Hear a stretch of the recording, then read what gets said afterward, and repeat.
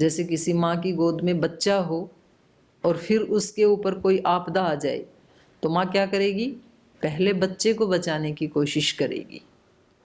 तो ऐसे हुआ ना, कुछ कौन घटना हुई थी, भूकंप था या क्या था, तो जब वो निकाला तो माँ तो मर चुकी थी, लेकिन वो माँ मृत अवस्था में भी बच्चे के ऊपर, मतलब ऐसे बच्चे को ढांप रखा था उसने कि बच्चा खेलता हुआ मिला नीचे, और मृत अवस्था में भी उसका शरीर मतलब ऐसे कर्व आकार मिला। पूरा दबा देती तो बच्चा वैसे ही निकल जाते प्राण बेचारे के, बच्चा तो छोटा सा है, माँ में कितना वजन है। लेकिन पता नहीं उसने कैसे किया कि वो बच्चा उस नीचे खेलता हुआ मिला, माँ मर गई। तो उसने बच्चे को बचाने की कोशिश की पहले। तो प्राण व्यक्ति को सबसे प्रिय होते हैं और दूसरे पुत्र सबसे प्रिय होते हैं। तो इसलिए यहाँ दोनों ही बातें कही, सुतान इवह इष्टान प्राणान प्राणैहि स्वान, अपने अपने जो इष्ट प्राण हैं उन प्राणों के समान, और सुतान इव, और अपने पुत्रों के समान, जो राजा युंजाना प्रजा के साथ जुड़ करके रहता है, उनको जोड़ के रखता है। नित्य युक्त सदा रक्षण, उनके साथ नित्य युक्त होता हुआ सदा उनकी रक्षा करता है। सर्वान विषयवासीनः, क्योंकि प्रजा के लोग जो हैं वो तो विषय भोगी ही होते हैं, उनमें तो कोई अपवाद रूप में मिलेगा। तो उन सब का जो ऐसे रक्षण करता है, पालन करता है, प्रीति करता है, हे राम शाश्वतीम कीर्तिम प्राप्नोति, ऐसा राजा शाश्वत यश को, कीर्ति को प्राप्त करता है। कैसी कीर्ति, बहुवार्षिकीम, जो बहुत वर्षों तक चलती है। तो भाई कीर्ति तो तभी मिलती है, और शाश्वत कीर्ति जो कभी धूमिल नहीं होती। और ये तो दिख भी रहा है, आज भी श्री राम की कीर्ति कैसी है, उतनी ही उज्जवल है जितनी की उस समय रही होगी, जो श्री वाल्मीकि जी लिख रहे हैं, आज भी उतनी ही है। तो ऐसी शाश्वत और बहुत वर्षों तक चलने वाली कीर्ति को प्राप्त करता है जो दूसरे को अपने प्राण के समान प्रिय मानता है या पुत्रों के समान प्रिय मानता है। तो आज भी जिनको, शुरुआत तो यहीं से होती है राजनीति की, वो ठीक है, बाद में कुछ थोड़ा सा उसमें आजकल वो आ गई, विकार आ गई। जैसे किसी बच्चे को बहुत सेवा करने की इच्छा होती है ना, ऐसा स्वभाव होता है, तो पहले अपने मोहल्ले में किसी को कोई दुख है, तकलीफ है, तो वो व्यक्ति वहाँ पहुँच जाता है उनकी हेल्प करने के लिए। ये फिर वो पूरे गांव में पहुँचने लगता है। फिर लोग कहते हैं आप तो इतने सेवा परायण हो, आपको तो इलेक्शन में खड़े हो जाना चाहिए। तो लोग खड़ा कर देते हैं सेवा करने वाले को, और फिर वो, उसको भी लगता है कि हाँ मेरा तो लक्ष्य सेवा करने का ही, हाथ में थोड़ी पावर होगी यदि तो और ज़्यादा सेवा कर पाएंगे। तो प्रारंभ में ऐसे लगता है कुछ लोगों को, सबको नहीं, कुछ तो बिल्कुल स्वार्थ से ही आते हैं प्रारंभ में ही, लेकिन कुछ लोग ऐसे हैं जो प्रारंभ में सेवा के भाव से ही आते हैं, लेकिन जब उस फील्ड में घुसते हैं तो ऐसे बताया कुछ लोगों ने जो बहुत ऐसे सेवा भाव से आई थी, बोल जी वहाँ जाके देखते हैं तो पता लगता है कि यहाँ से तो हमारे को तो निकाल ही देंगे 1-2 महीने में, यदि हम उसी तरह से करते रहे तो। एक अलग ही प्रकार की दुनिया है। तो जिनको यश कीर्ति की कामना है वो क्या करने लगे, दूसरे से प्रीति करने लगे, दूसरों को अपने पुत्रों के समान प्रीति करें या तो अपने प्राणों के समान प्रीति करें। ब्रह्मण स्थानम आसाद्य, तो वो जीते जी भी साक्षात ब्रह्म का स्थान प्राप्त कर लेता है, और शरीर की यात्रा समाप्त होने के बाद ब्रह्मलोक में भी साक्षात ब्रह्म के लोक में ही जाता है। ब्रह्मण स्थानम आसाद्य तत्र चापि महीयते, और वहाँ पर भी वो महिमा को ही प्राप्त होता है, पूजित ही होता है। इस लोक में भी महीयते, महिमा को प्राप्त होता है, और परलोक में भी महिमा को प्राप्त होता है। तो यश कीर्ति का मूल कारण क्या है, जिनको यश कीर्ति चाहिए, ब्रह्मलोक में अपनी महिमा चाहिए, इस लोक में भी महिमा चाहिए, तो मंत्र क्या है, इसमें बता रहे वही बोलो ना, किताब है आपके पास, सुनाई दे रहा है। तो क्या करना चाहिए, क्या करना चाहिए? दूसरों से प्रीति, क्या करना चाहिए? और कैसे प्रीति करना चाहिए? प्राण के समान। और दूसरा पुत्र के समान। तो जिनके पुत्र नहीं हैं वो पिता के समान कर लो, प्राण के समान कर लो। मतलब जो सबसे प्रिय है उसकी तरह ही सबको देखना चाहिए, तो उसको शाश्वत कीर्ति यश मिलता है। महर्षि पतंजलि जी ने भी तो यही कहा है, मैत्री करुणा मुदितोपेक्षाणाम सुख दुख पुण्य पुण्य विषयाणाम भावना तस् चित्त प्रसादनम। वो उपकार का सूत्र नहीं है, चित्त प्रसादनम, अपना चित्त कैसे प्रसन्न रहे, अपना चित्त कैसे निर्मल रहे, कैसे संतुष्ट रहे, उसका उपाय है ये। तो यहाँ भी श्री राम दूसरों की रक्षा कर रहे हैं, दूसरों से प्रीति कर रहे हैं। ये दूसरे के लिए नहीं है, अपनी शाश्वत कीर्ति के लिए है ये। बस इतनी सी बात समझ में न आना और इतनी सी आ जाना, इतना ही भेद है योग और भोग में। इतनी बात समझ में आ गई यदि, तो योगी है व्यक्ति कि जो भलाई के काम कर रहा हूं ये भी किसके लिए हैं? अपने लिए हैं। और वरना तो भलाई के काम करते हुए भी व्यक्ति दूसरे पे एहसान करता है, संस्था के लिए कर रहा हूँ, गुरु के लिए कर रहा हूँ, घर परिवार के लिए कर रहा हूं, तो करते हुए भी चूक गया। बात बन जाती, बस इतने से ही बन जाती, जितना कर रहे हैं उतने से ही बन जाती। भावना यदि ये होती तो उसमें बस अहंकार की भावना आ जाती है तो फिर चूक गई, और इसमें समर्पण की भावना आती है तो काम बन गया। इतनी ही बात है। तो यहाँ ये ऋषि बता रहे हैं कि भाई आप कोई इसमें बहुत ज़्यादा ऐसे एहसान भी जताने की आवश्यकता नहीं है, क्योंकि आप हमारे राजा हैं, तो ये आपका कर्तव्य है। और राजा को ऐसे कर्म करने चाहिए कि उसकी कीर्ति शाश्वत हो जाए। यत् करोति परमं धर्मं मुनिर्मूला फलाशनः तत्र राज्यश्चतुर्भागः प्रजा धर्मेण रक्षतः।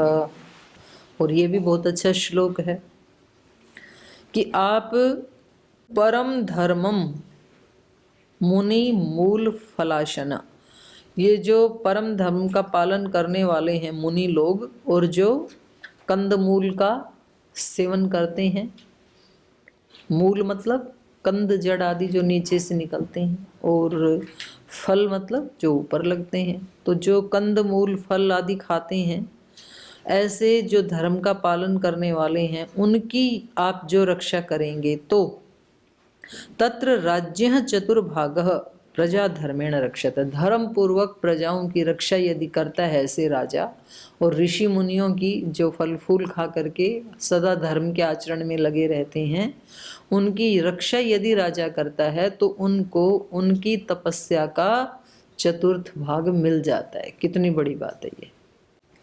मतलब दो तरफा कल्याण हो रहा है राजा का, एक तो करेगा तो शाश्वत कीर्ति उसकी, और इस लोक में और परलोक में भी उसकी महान महिमा, और दूसरा उनके पुण्य का भाग भी इसको मिल जाता है। कितना? 1/4, 25%, चतुर्भागः। आप यदि यहाँ रहते हैं और परम पूज्य गुरुदेव की सेवा को या उनकी प्रसन्नता को आप कैसे करते हैं? अत्यंत प्रीति पूर्वक, प्राणों के समान प्रीति करना। अब ये देखो, प्राणों के समान प्रीति करना, ये व्यक्ति के प्रति यदि कर दिया ना तो मार गई फिर आप, क्योंकि फिर आप आसक्तिवश बोल रहे हैं जी हम तो प्राणों के समान आपको प्रेम करते हैं। यदि गुरु को ऐसे बोल रहे हैं, आप अब पढ़ाई करते नहीं हैं तो काहे को प्रेम करते हैं? आप सेवा करते नहीं, अपनी पढ़ाई करते नहीं, उसमें तो बुला बुला के लाना पड़ता है, और मुश्किल से कभी 5 सूत्र सुना दिए, कभी 4 सुना दिए, और वहाँ गुरु जी को दंडवत करके और फिर कह रहे हैं जी हम तो प्राणों के समान आपसे प्रेम करते हैं। और यदि आपने प्रेम नहीं किया तो हमारे प्राण ही उखड़ जाएंगे। आज साध्वी जी गा रही थी ना, पूजा जी, बोले हमारे प्राण पखेरु उड़े जाएंगे। बहुत अच्छी बात है, ये तो गा रही थी, उनके लिए नहीं कह रही, किसी के लिए भी कह रही हूं मैं। तो गुरु की पूजा या गुरु की प्रीति का मतलब है उन्होंने जो एक यज्ञ प्रारंभ किया है, जो अनुष्ठान प्रारंभ किया है, जो सेवा का कार्य प्रारंभ किया है, शिक्षा का कार्य, चिकित्सा का कार्य। अब शिक्षा में खुद इतने विद्वान बन के यहाँ से ऐसे विद्वान बन के निकले, जैसे कभी गुरुकुल कांगड़ी से, और दूसरा जो अपना ज्वालापुर वाला गुरुकुल है, पूज्य स्वामी दर्शनानंद जी महाराज जी का महाविद्यालय रहा, वहाँ से ऐसे ऐसे स्नातक निकले, विदेशों तक जाकर के उन्होंने सेवा के कार्य किए। तो गुरु की सेवा है, यह है गुरु से प्रेम करना, प्राणों के समान प्रीति करना। और ऐसा जो करेगा उसको गुरु के पुण्यों का 1/4 फोकट में मिल जाएगा। जो गुरु के पास शक्तियां हैं, भक्ति है, संपत्ति है, योग की साधना की, उसका 1/4 मिल जाएगा। तो गुरु का 1/4 यदि चाहिए, 25% चाहिए, तो क्या करें? गुरु की सेवाओं को प्राणों के समान, या अपने पुत्र पुत्रियों से या अपने संबंधियों से कोई व्यक्ति जैसे प्रेम करता है उतना प्रेम करें। क्योंकि देखो, गुरु कोई व्यक्ति नहीं होता है, उन्होंने तो एक विश्व का कल्याण करने के लिए एक विराट योजना बनाई हुई होती है, और उसमें जो जितना सहभागी होगा उतना ही गुरु की कृपा उसके ऊपर होती है। तो अत्यंत प्रचंड पुरुषार्थ करना चाहिए। जहां हमें लगाया, पढ़ने में लगाया है तो आदर्श विद्यार्थी बनना चाहिए, पढ़ाने में लगाया है तो आदर्श आचार्य बनना चाहिए, कुछ कुछ नया नया हमेशा सीखते रहना चाहिए। ऐसे नहीं होना चाहिए कि जी अब तो हमारी एमए हो गई और नाम के सामने लिखने लग गए एमए, और नाम के सामने लिखने लगे पीएचडी, तो बस अब हम पूरे आचार्य बन गए। ऐसा नहीं होता है। मरण पर्यंत सीखने की आवश्यकता होती है, क्योंकि ज्ञान तो अनंत है।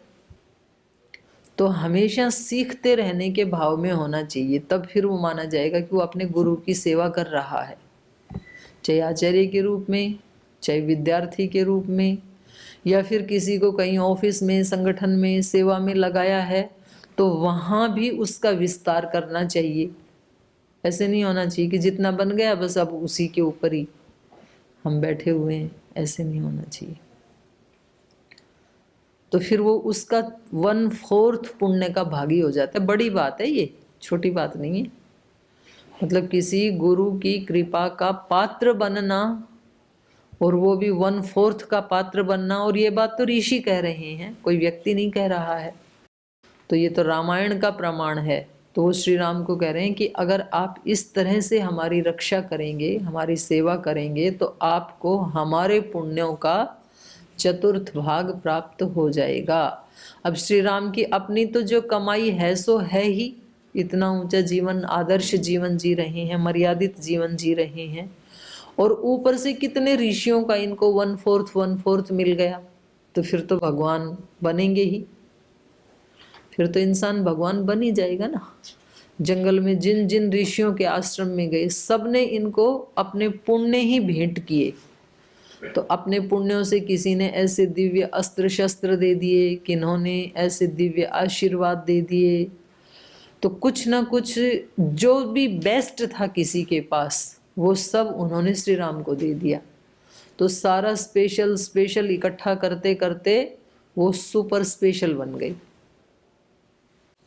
लेकिन उसकी पात्रता फिर यहीं से शुरुआत होती है। जब वो पढ़ते थे, बिल्कुल छोटे बच्चे थे, तो अपने तीनों भाइयों के प्रति कैसा व्यवहार करते थे? पिता जैसे। बचपन से ही भरत, शत्रुघ्न, लक्ष्मण को कैसे रखते थे? पिता की तरह। और कोई बहुत ज्यादा अंतर तो नहीं था चारों की उम्र में, थोड़े थोड़े अंतराल के बाद ही तो हो गए सारे। और अभी तो 10-10 साल बड़े हैं तो भी वो उतनी उदारता दिखाते ही नहीं है छोटों के प्रति। तो फिर कैसे श्री राम जैसी कीर्ति कैसे मिलेगी? तो आज से जो जिससे बड़ा है उसको छोटों के प्रति कैसे व्यवहार करना है, श्री राम जैसे।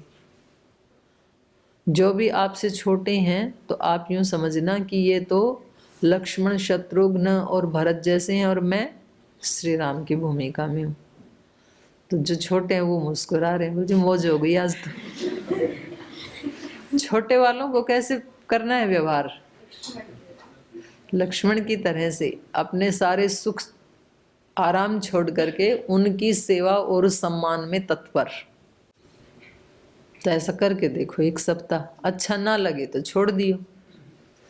फिर अच्छा, कुछ लोग क्या कहते हैं, बोल जी हम यदि ऐसे करने लगे फिर तो यही स्वर्ग आ जाएगा।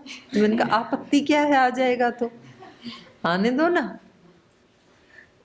जी। फिर ये संसार कैसे चलेगा, तो मत चलने दो, अच्छे वाला चल जाएगा। चलना चाहिए, चल रहा है ना संसार, बुरे वाला नहीं चलेगा, अच्छे वाला चलेगा, तो अच्छी बात है ये तो श्री राम को इन्होंने कहा कि जो राजा अत्यंत प्रीति पूर्वक हमारे जैसे तपस्वियों का, फल फूल खाने वालों का जो ध्यान रखता है, तो उनको उनकी तपस्या का चतुर्थ भाग मिल जाता है, जो धर्म पूर्वक अपनी प्रजा की रक्षा करता है। और ये सच्ची बात भी है। परम पूज्य गुरुदेव ने लाखों करोड़ों लोगों को ऐसे ही प्रीति की जैसे कि कोई अपने रक्त के संबंधी के साथ प्रीति करता है। वो आप सब ने भी फील किया और करोड़ों लोगों ने फील की ये बात। तो फिर उन लोगों की भी दुआएं जुड़ जाती हैं गुरु के साथ, क्योंकि हृदय से यहाँ से भी तो पॉजिटिव वाइब्रेशंस जाती हैं ना फिर उस व्यक्ति के प्रति। हम भी तो ये सत्कामना करते हैं ना, हम भी तो ऐसी भगवान से प्रार्थना करते हैं ना कि भाई हमारे गुरु को कोई हानि ना पहुंचे, कोई बाल भी बांका ना करे, उनको ऐसी ऐसी दिव्य शक्तियां प्राप्त हों जो और ज़्यादा से। तो ऐसे करोड़ों लोगों की भावना पहुंचती हैं तो फिर और ज़्यादा उनके अंदर दिव्य ऊर्जा आ जाती है, फिर वो और ज़्यादा बांटते हैं, फिर उधर से और ज़्यादा दिव्यता मिलती है, प्रीति मिलती है, सात्विक वाइब्रेशंस मिलती हैं, फिर वो और स्ट्रॉन्ग हो जाते हैं। तो ये अच्छी ग्रोथ भी ऐसे ही होती है और बुरी वाली भी ऐसे ही होती है। हमेशा बड़े वाले बच्चों को हमेशा ऐसे डिमोरलाइज करते रहें, आपकी बस का नहीं है, आपको नहीं आता है कुछ, ये आपके सामर्थ्य का काम नहीं है, ऐसे मत करो। ये तो हो गया प्रीति पूर्वक उसको नीचे धकेलना। और कुछ अप्रीति पूर्वक भी, नालायक कहीं के, तो कभी कुछ नहीं कर पाएगा। तो फिर उधर से क्या लड्डू निकलेंगे। जिसको ऐसे बोला है वो भी तो फिर नेगेटिव ही सोचेगा ना उसके प्रति, फिर वो व्यक्ति और ज़्यादा नेगेटिव हो जाएगा, माता पिता, फिर वो और ज़्यादा नेगेटिव बोलेंगे, फिर उधर से और नेगेटिव मिलेगा उनको। तो ऐसे करते कराते थोड़े दिन में बच्चे भी डिप्रेशन में और माता पिता भी डिप्रेशन में। तो वो कहते हैं देखो पड़ोसियों के बच्चे कहाँ पहुँच गए और तुम तो नालायक के नालायक ही हो। तो वो कहते हैं उनके माता पिता भी तो उनको कैसे रखते हैं, बात खत्म, दोनों उलझ पुलझ होके वहीं के वहीं रह गए। तो इसलिए तपस्वी भी जब कोई उनकी रक्षा करता है तो वो और ज़्यादा तप करते हैं, और ज़्यादा तप करते हैं, तो ऐसे रक्षा करने वालों को, प्रजावत्सल को और ज़्यादा दुआएं मिलती हैं। तो ये राजा के लिए भी है और ये घर परिवार के लिए भी है। सोयं ब्राह्मण भूयिष्ठो वानप्रस्थगणो महान् त्वन्नाथो नाथ वद्राम राक्षसैर्बाध्यते भृशम् एहि पश्य शरीराणि मुनीनां भावितात्मनां हतानां राक्षसैर्घोरैर्बहूनां बहुधावने एवं वयं न मृष्याम विप्रकारं तपस्विनां क्रियमाणं वने घोरं रक्षोभिः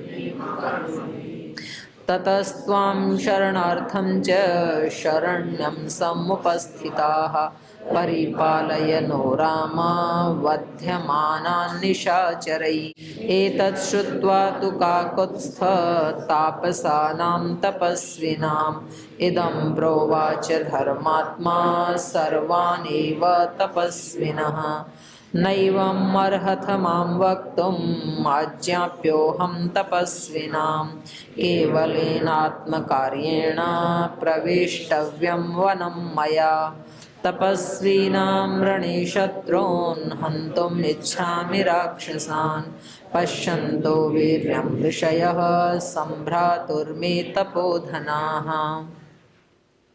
सोऽयं ब्राह्मण भूयिष्ठः वानप्रस्थगण महान् त्वन्नाथः अनाथवत् रामः। तो ये कह रहे हैं, हे राम, हम तो अनाथवत, तुम्हारे आने से पहले अनाथ के समान थे। ब्राह्मण भूयिष्ठो वानप्रस्थ गणों, ये जो हम सब वानप्रस्थी थे उनमें कुछ तो विद्वान थे, तो ब्राह्मण कुल माने पढ़ने पढ़ाने का जो काम करते हैं, तो ऐसे ब्राह्मण भूयिष्ठ बहुत सारे ये ब्राह्मण वृंद और वानप्रस्थ गण, ये सब, ये सारा संघ, अयम संघः त्वन्नाथ अनाथवत राम, हम तो अनाथ के समान से थे, आपके आने से हम क्या हो गए, सनाथ हो गए, आप हमारे नाथ आ गए। और राक्षसई बाध्यते भृशम, बहुत राक्षसों के द्वारा हम बाधित होते रहे हैं, राक्षस हमें बहुत सताते रहे हैं, तो हम तो बहुत कष्ट झेल रहे थे, लेकिन अब आपके आने से हम क्या हो गए, सनाथ जैसे हो गए। एहि पश्य शरीराणि मुनीनां भावितात्मनां हतानां राक्षसैर्घोरैर्बहूनां बहुधावने। तो अब उनको दिखा रहे हैं कि देखो हे राम, एहि पश्य शरीराणि, ऐसे ही पड़े होंगे शव आदि ढेर, क्योंकि वहाँ पर इतनों का कौन दाह संस्कार करेगा। और राक्षस तो जब मारने लगते हैं तो खूब सारे एक ही साथ मार जाते हैं। तो वो दिखा रहे हैं कि देखो ये भावित आत्मनाम मुनीनाम, जो कभी आत्मदर्शी बनते, भावित आत्मा मतलब जो तप कर रहा है और वो आत्मा के रूप में अभिव्यक्त होता, महान आत्मा के रूप में। भावित आत्मनाम मुनीनाम शरीराणि पश्य, आइए हम आपको दिखाते हैं, उधर देखो कैसे हड्डियों के या कंकाल जो पड़े हैं उनके कैसे ढेर लगे हैं ऋषियों की। जो कैसे हैं, राक्षसई ही घोरई राक्षसई ही हतानाम, जो भयंकर राक्षसों के द्वारा मारे गए हैं। तो आप तो, क्योंकि राजा तो कभी फील्ड में तो आता नहीं है, वो तो चलो इनको वनवास मिल गया तो वन में चले गए, नहीं तो उनको बेचारों को कौन देखे। अब किसी गांव में दूर दराज बस्ती में क्या अत्याचार हो रहे हैं वो पीएम साहब को थोड़ी पता लगेगा, क्योंकि दूसरे बताएंगे नहीं। तो कह रहे हैं यही पश्य, आइए एक बार देखिए यहाँ जंगल में क्या हो रहा है। इन भयानक राक्षसों के द्वारा बहुधा, अनेक बार वन में ऐसे ही मुनि जो हैं वो मारे गए हैं, मारे जा रहे हैं, मारे जाते हैं। एवं वयं न मृष्याम विप्रकारं तपस्विनां क्रियमाणं वने घोरं रक्षोभिः भीमकर्म्यभिः। और इस भयंकर वन में एवं वयं न मृष्याम, अब हम इसको और ज़्यादा सहन नहीं कर सकते हैं, अभी तक तो सहन कर लिया, लेकिन एवं इसी प्रकार यदि चलता रहा तो न वयं मृष्याम विप्रकारम तपस्विनाम, तपस्वियों का ये जो अपमान हो रहा है, ये जो इनके ऊपर अत्याचार हो रहा है, इसको अब और ज़्यादा हम सह नहीं पाएंगे। क्रियमाणम वने घोरम रक्षो भी भीमकर्म भी, भीमकर्म भी रक्षो भी, भयानक कर्म करने वाले जो राक्षस हैं इनके द्वारा क्रियमाणम घोरम कर्मम, इनके द्वारा किया जाने वाला ये घोर कर्म, ये पाप का कर्म, अत्याचार का कर्म अब हम और ज़्यादा सहन नहीं कर पाएंगे। ततः त्वाम शरणार्थम च शरण्यम समुपस्थिता, इसलिए हम आपकी शरण में आए हैं, अपनी रक्षा के लिए आपकी शरण में आए हैं। हे राम नः परिपालय, आप हमारी रक्षा कीजिए। वध्यमानान निशाचरैहि, जो वध्यमान मारने के योग्य हैं, जो निशाचर मृत्युदंड के योग्य हैं, उनको मार करके उन निशाचरों से आप नः परिपालय, हमारी रक्षा कीजिए। तो ऐसे इन्होंने श्री राम को अपना निवेदन किया। अब श्री राम क्या उत्तर देंगे इनको तपस्वियों को, तो ये हम कल पढ़ेंगे।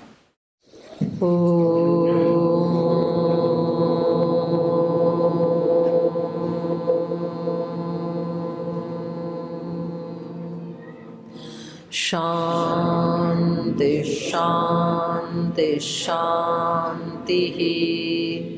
श्री गुरुभ्यो नमः। हरि शरणं हरि शरणं हरि शरणं हरि शरणं हरि शरणं हरि शरणं हरि शरणं हरि शरणं हरि शरणागति भक्ति कृपा काये महामन्त्रम् हरि शरणागति भक्ति कृपा काये महामन्त्रम् न भूले हम न भूले तुम हरि शरणं हरि शरणं हरि शरणं हरि शरणं हरि शरणं हरि शरणं। चाहे सुख की छटा छाए चाहे दुख की घटा छाए चाहे सुख की छटा छाए चाहे दुख की घटा छाए खुशी हो या हजारों गम हरि शरणं हरि शरणं हरि शरणं हरि शरणं हरि शरणं हरि शरणं। नहीं दुनिया में कुछ अपना ये सब एक रात का सपना नहीं दुनिया में कुछ अपना ये सब एक रात का सपना है साचा वो अमर प्रीतम हरि शरणं हरि शरणं हरि शरणं हरि शरणं हरि शरणं हरि शरणं हरि शरणं हरि शरणं हरि शरणं हरि शरणं। ओम